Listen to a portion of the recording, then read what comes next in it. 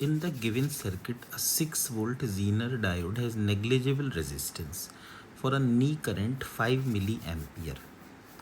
The minimum resistance of R so that voltage across it does not fall below 6 volt is.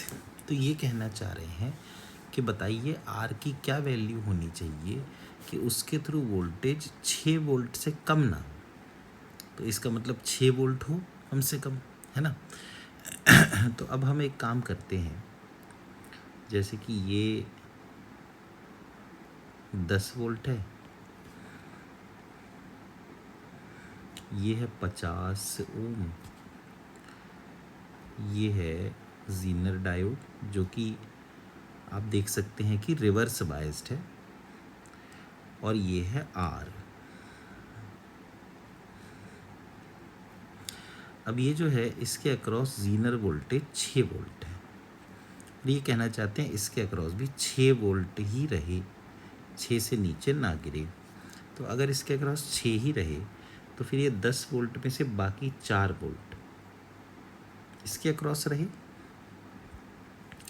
अब अगर 4 volt रहे 50 ओम के across तो V यानी 4 is equal to I into R. इससे I बन गया 4/50 यानी 8/100 एम्पियर. इसको आप लिख सकते हैं 80 मिली एम्पियर. यानी कि इसमें जो करंट जाना चाहिए वो 80 मिली एम्पियर जाना चाहिए. अब ये कह रहे हैं कि जो डायोड है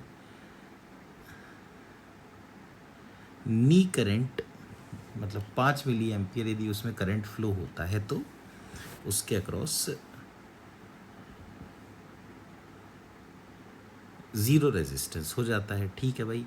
तो मान लो इसमें से 80 में से